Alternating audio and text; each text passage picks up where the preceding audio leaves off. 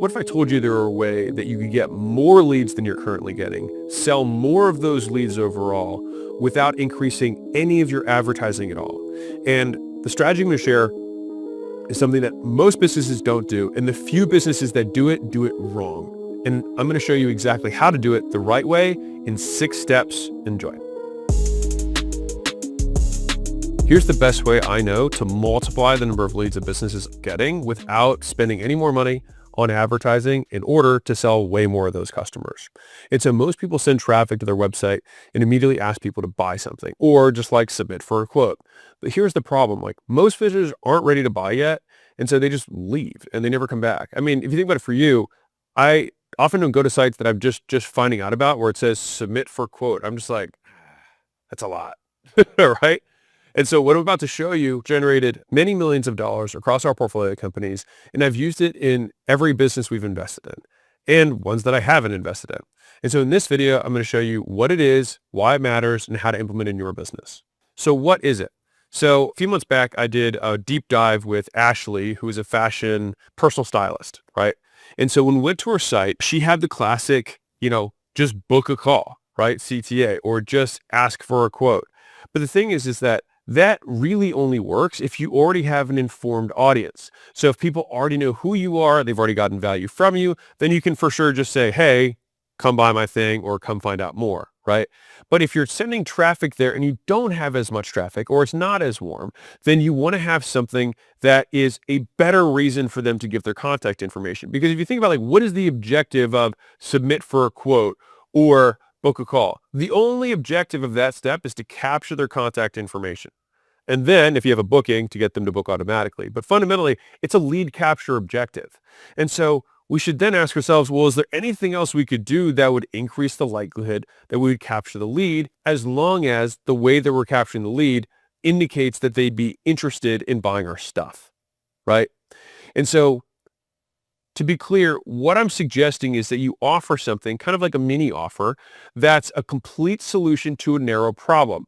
And so it's typically lower cost or free just to see who's interested and raises their hand, right? And then once you solve the problem, once that little mini offer solves it, it reveals another problem that's solved by your core offer.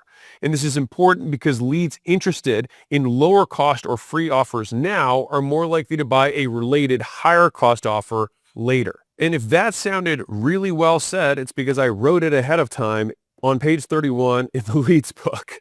And so I talk about this concept in the book at length, and it's because so many businesses lack this. And I think part of it is because you can show that you have success if you just say, hey, come buy my thing. But if you want to dramatically increase the number of customers that you have access to, then if you have, like I said, let's say you have 10 people that you say, hey, or let's say 100 people. So you have 100 people, and you say, hey, come buy my thing, right? Maybe you get one of those people to raise their hand and say, yeah, I'll give you money. Here's my big bag of money. Yay, right? I'll do that. But if we have those same 100 people and we say, hey, you don't have to buy anything. I just want to help you out. And then after we help them out, we say, hey, now do you want to buy something? Then all of a sudden we're going to get that many people with our little money sign, but we might get 3 to 5 times that amount of people. And that's where the real magic is. And so the beauty of this is that you're actually not going to get more traffic. You're just going to convert a higher percentage of it. And this is why it's such an easy strategy for businesses to do, and you can do it immediately. You don't have to spend any more money on marketing. It literally just drops to your bottom line. Like if you improve conversion, you just make more money, right? So let me tell you the first time I had this big breakthrough for myself. So in April of 2016, I paid, $25,000 to be in this group, and everybody there told me to do a webinar. And I did a webinar and it didn't work. Now to be clear, so let's say the webinars didn't work. I didn't have the skill at the time to do one. And so I saw this dude just scrolling on my feed that said free case study on how I spent $1 and made $120,000 in a weekend, right? So I saw this case study and I was like, huh. And so when I opted in and watched it, the guy just did a screen recording of how he did it. And I was like, well, that's pretty cool. I was like, I could do that, right? And so I swapped out my webinar for just a video with a headline that said free case study, how we added 213 members to a gym and $112,000 in San Diego, right? To a small gym in San Diego. And as soon as I did that, the next morning, Layla asked me, she's like, what did you do? And I was like, what happened? And she was like, my calendar's full. I was like, really? I was surprised as she was. She was like, yeah, she's like people. And so my lesson on that was because the webinar could be perceived as a lead magnet depending on how it's positioned. The thing is that the more advanced your audience, the more they'll probably understand it's a sales pitch. So the less likely it's to convert to a more business owner audience or more sophisticated audience. But when I just said, hey, here's this thing, consume it on your own time. Let me just show you what I did. A lot of people were really interested in that, and they were way more willing to exchange their contact information. And so even if, for example, you say, you know what, I am going to give up, a little lead magnet, if you will, on the front end. If it doesn't work, it doesn't mean lead magnets don't work. It just means that lead magnet didn't work. Just like the headline for an ad doesn't mean ads don't work. It just means that ad didn't work. And so this is why I'm actually so adamant about testing the wrapping or the packaging of a lead magnet even more than the stuff inside of it, right? Because you can change how many people want your lead magnet by 2, 3, 10x by simply changing the headline of your lead magnet itself rather than changing any of the contents. And so provided the contents do clearly solve a problem for the person, it's really just about how we package it so that they want it. So here's why lead magnets work. So if you've ever been to Costco, right, why do they have all these food samplers at the end of every aisle? Right? On one level, you could say there's some level of reciprocity, but I don't know if that's the main reason people then go buy after they have a piece of teriyaki chicken. It's because they try it and they're like, that's good. Maybe I'll have more of that. And so there's a number of different types of lead magnets that you can employ. That, where you give someone a tester, is a small piece of something that's much bigger. It's a sample or a trial, right? That's category 1.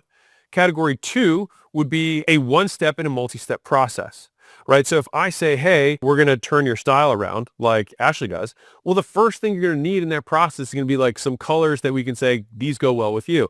And so that's the first thing. But once you have the colors, you're like, okay, but I don't know what tops and bottoms and how do I do it formally and informally? It's like you're going to have other problems that are come after that. So you just solve this very specific problem that then leads to other problems. Or the third is what I would just consider the assessment, the revealing of a problem, right? And the easiest example I can think of is, hey, free website speed test, and someone does the test and they realize that their website speed is slow, in which case your core offer is how to fix it. Right? And so any of these three things or combinations of them can be a really effective lead magnet. So what we're changing is going from asking, hey, just buy my thing to, do you want this free thing? And so then once they've consumed it, you can just say, hey, did you like the free thing? Then if you did, you're going to love this paid thing because now you have their contact info. And the main reason that this works is because when someone pays with time now, they're more likely to pay with money later. And so we want them to invest, but we just want to make them have an easier investment first, a lower barrier investment so that it increases the likelihood they make a higher investment later. And again, for those of you who are like, man, lead magnets don't work. No, they do. They totally do. Bad lead magnets don't work. And the problem is when you're starting out, you just don't know that you suck. And so then you think this didn't work. So kind of like the example I gave with webinars. Webinars totally work. It was just, I didn't have the skill to make a webinar work. I had the skill to make a lead magnet. And so much easier skill to just say, hey, let me screen record and show you how I ran this campaign and these are the results. Not very difficult for me to do. Trying to figure out this magical box of like how to get these people to show and then how to do this whole razzle dazzle to get someone to take out their credit card and buy it. It's like, oh my God, this is impossible. But just getting someone to opt in so I can just call them up and say, hey, how'd you like that thing? Do you want me to do that thing at your place? And I'll give you a risk-free offer. So if I don't perform, you don't have to pay. Not that tough, right? At least significantly easier than what I was trying before. And so you're like, okay, well, maybe you're half sold on this. Because right now, if you don't have one of these, you are making less money than you otherwise could. And you're making less money than you otherwise could because you're getting fewer leads than you otherwise could get. Now, some of you may be like, well, I don't want freebie seekers and tire kickers. Okay. Well, guess what? You don't have to give the lead mags to everybody. You can only give to people who are qualified. Crazy. You just add a drop down that makes somebody qualified and then redirect the people who are qualified to the good thing and direct people who are not qualified to the other thing that they might be qualified for. Now, what other objections did you have around this? Well, yeah, I don't want freebie seekers. Well, we can qualify the leads. Duh. Well, I don't want to give away too much value. This is a real thing, sort of. So we don't want to solve the problem our core product solves with the free thing. That should seem obvious. But we do absolutely want to solve a problem that leads to our core issue. And so let me see if I can think of a different example besides the one I always use, because that one's just such a good example. Basically, we want to make sure that the person is deprived of the thing that we sell and that deprivation is triggered by solving the first issue. Now, that sounds super complicated, but if you go to a restaurant and eat a big entree, and then after you eat the entree, they say, hey, do you want another entree? You might say no. Not because the first thing was bad, but because you already satisfied that need.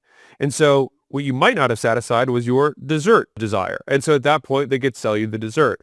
Now, in a business, we would just want the dessert to be significantly more expensive than the entree, and the entree we'd be able to give away for free or at cost. And so that's the big misunderstanding that people have is you want to sell at the point of greatest deprivation. When someone hasn't drank water in a while, that's when you want to sell them the water, right? But the moment after you give them the water is no indication of whether your water was good or not. They're just not thirsty anymore. But maybe after they're thirsty, they want some food. And so at that point, you would then sell the food. So you might be thinking, all right, I get it. And, give away something up front and hope that people will likely buy after. Got it. But what do I actually give away? So I briefly touched on those three. Let's dive into them in more detail so you can actually do this. All right. So type 1 is reveal a problem. All right.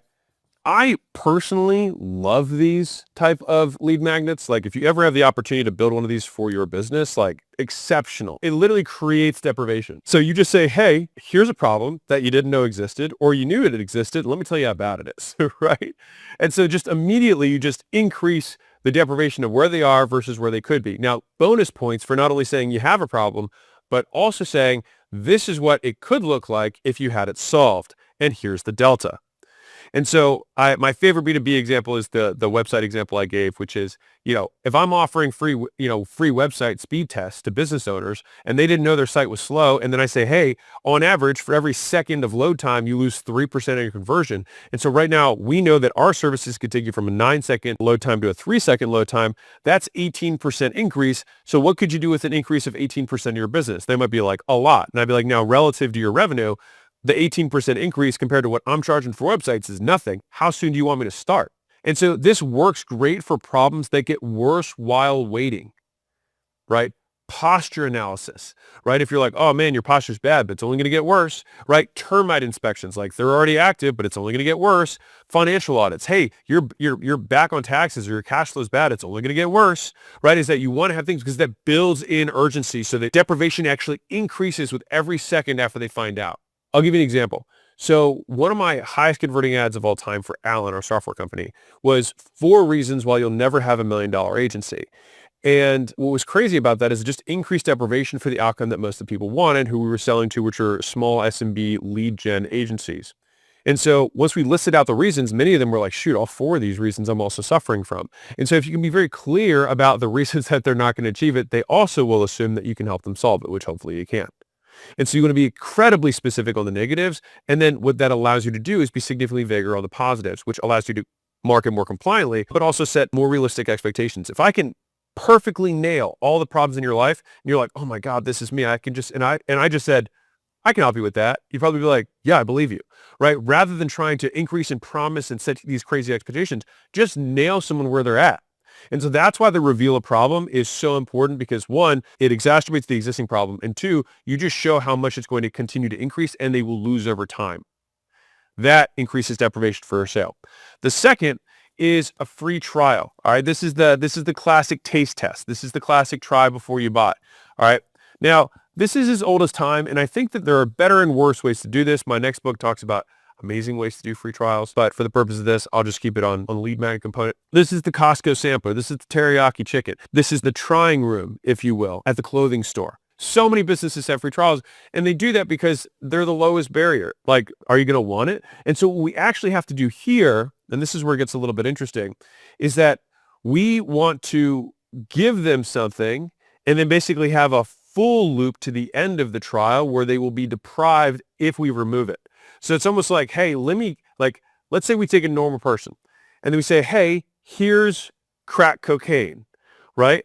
All of a sudden, they might not have had deprivation around crack cocaine, but let's say they try crack cocaine. And then as soon as you remove crack cocaine, all of a sudden they want crack cocaine. And let's see how many times I can say crack cocaine. All right. And so the point here is that the free trial just makes the barrier so low that people can try something, and then the idea of us removing it is what then gets them to convert. So it's like we give them the solution and then take the solution away in order to create the deprivation to get them to buy, right? And so typically here, you're going to be limiting some aspect of the product or service. You're going to limit the number of uses, the quantity, the time, or some combination of those. So it's X day trial, or you get this number of hits, if you will. And all of those things kind of combine, and sometimes you can combine them together to make it even more compelling. So when we own Gym Launch, one of the things that we would do in order to get people to basically roll into our higher level services is that they would, basically buy the system that we had for monetization, which is how to make the gym more profitable. But then along that time, we'd say, hey, we'll actually give you agency services for free for 4 months. And then after that 4-month period, once they were kind of like, okay, wow, this is great. I get these leads and I have a system for monetizing them. After that point in time, you're like, well, I still want leads. And we'd be like, yeah, but now you can pay for them, right? And so it's basically a built-in upsell on the back end because they'd had 4 months of getting used to having these leads just dropped in their doorstep. And so that created the deprivation where at the end, they're like, well, I want that to keep happening, right?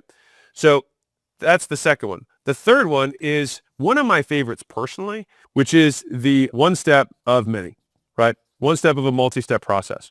And so this is particularly effective when you have more complex products and services. Classic examples, like if you have multiple coats of paint that you're going to be putting on a garage, you could sell the first one. It's like, well, you're going to need these other ones, right? A classic one would be like if you're doing hair removal for like laser hair for, a med spa.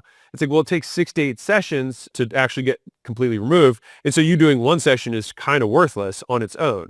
So when someone comes in, they come in for one and then you upsell the rest of them, right? If you give the first 2 videos away in a comprehensive course, those are things that would also function the same way. One step of many, right? And so hopefully now you know what a lead magnet is, why it's important, and the 3 types of lead magnets that work. And so now how do you actually deliver it?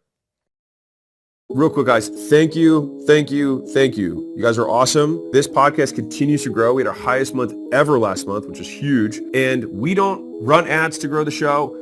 It's just you guys. And so if this podcast provided you value, if you could text it to a friend or you could send it on Slack or share it on your Instagram, that is how this podcast grows. And that is why I continue to make them. It's because of you guys. So thank you guys first and foremost. And if you have it in your heart, if there's somebody who could use this, then please send it. Lots of love. Enjoy the rest of the pod.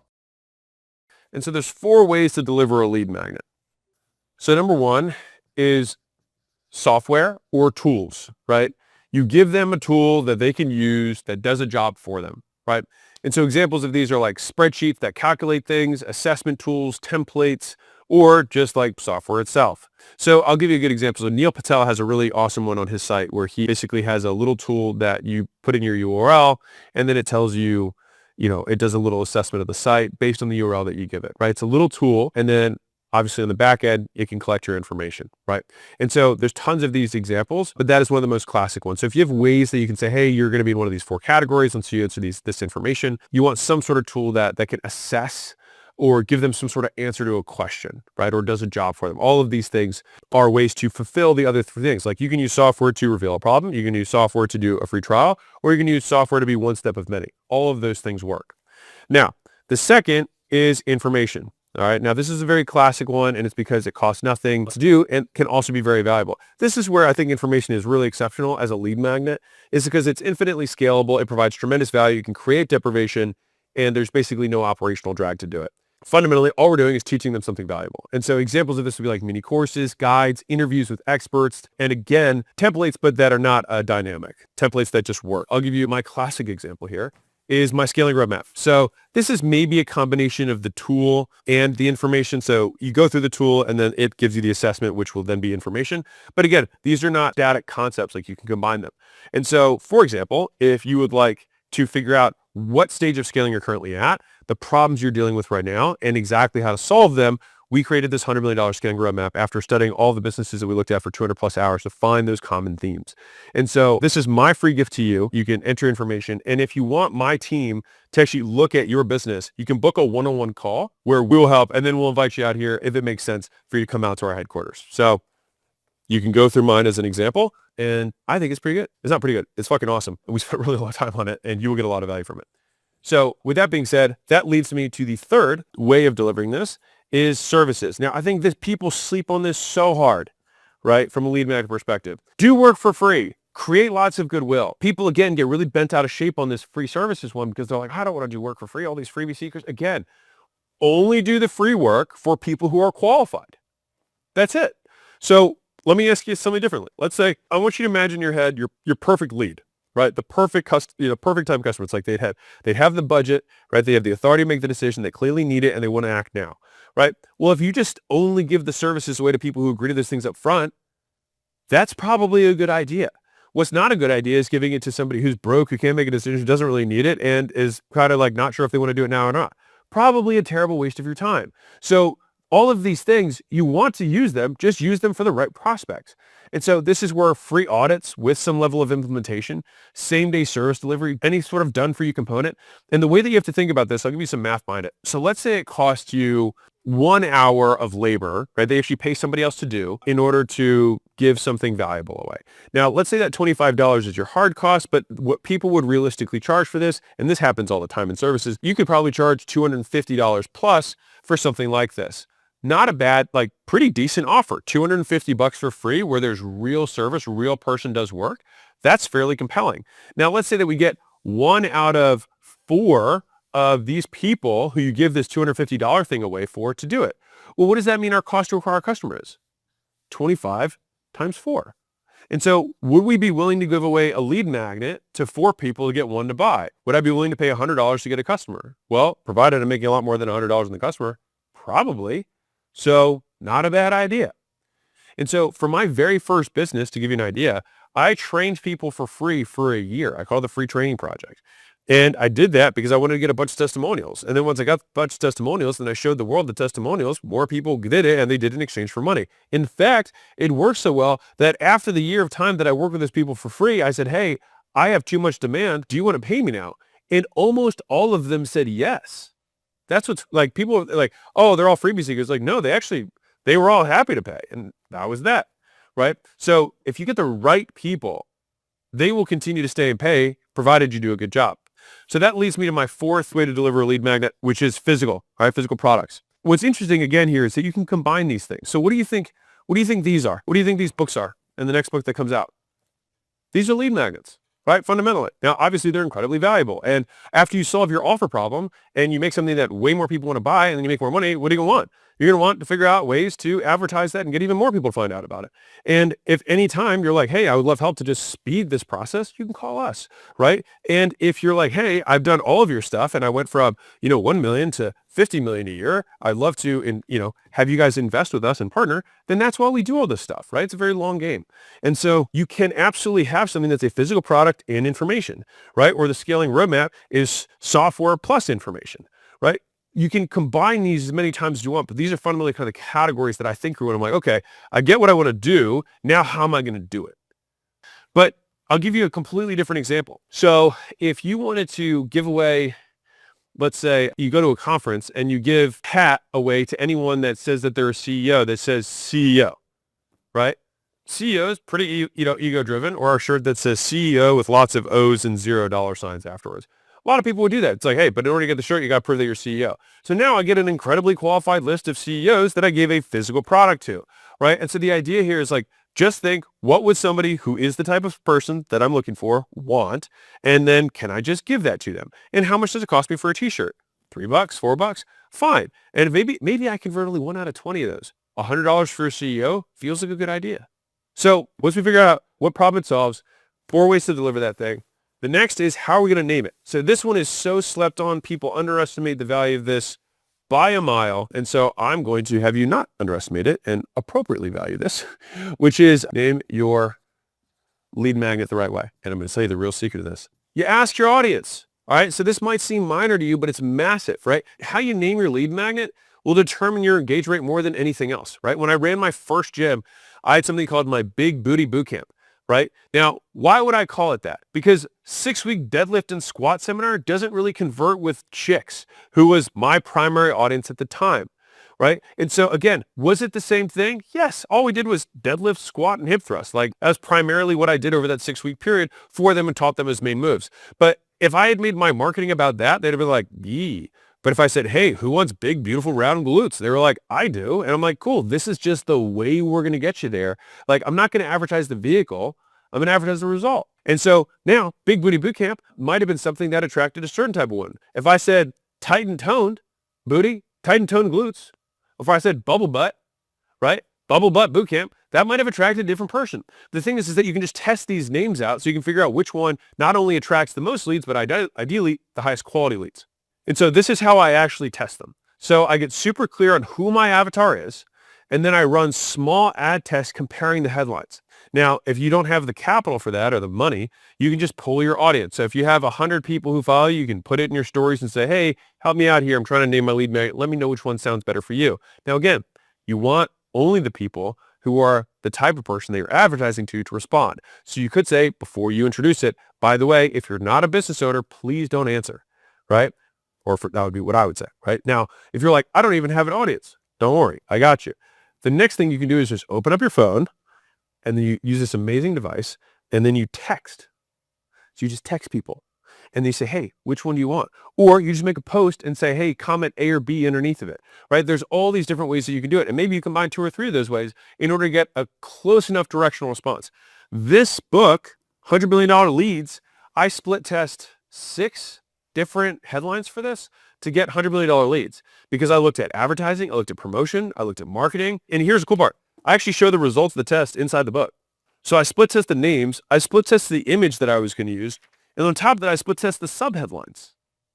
And so I did that because I want to make sure it's going to be a winner out the bat. If I'm going to spend 2 years writing the book, I can spend 2 days testing the headline, which is sadly going to influence how many people buy it more than anything, with one caveat, in the short term.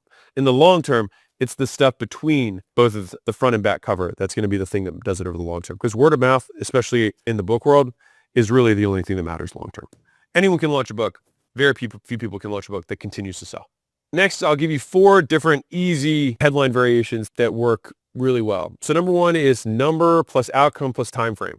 So that'd be like 3 emails that can turn cold leads into clients in 24 hours. All right. The second would be something like how to do X or how to yay without boo, even if you greatest insecurity. So yay means good thing, boo means bad thing, right?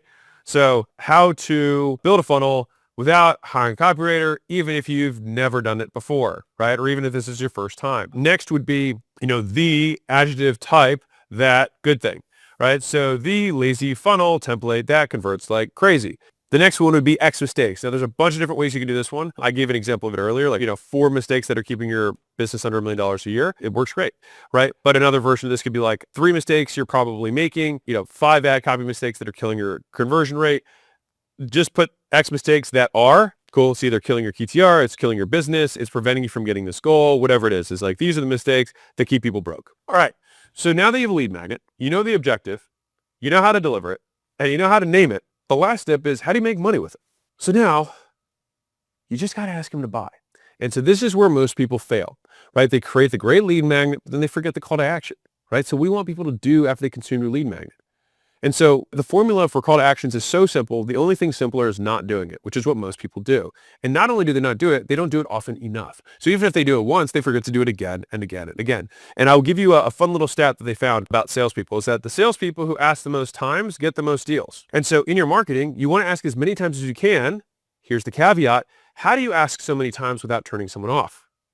Right? Because if all you do is ask, then eventually they'll stop giving you the opportunity to ask. So you want to maximize your ability to ask times the amount of times you ask. And so maximizing your ability to ask means that you're continually providing value between your asks. And so you need to increase your value per second so that people are like, I'm willing to hear this ask because I just got value and I will probably get value after this.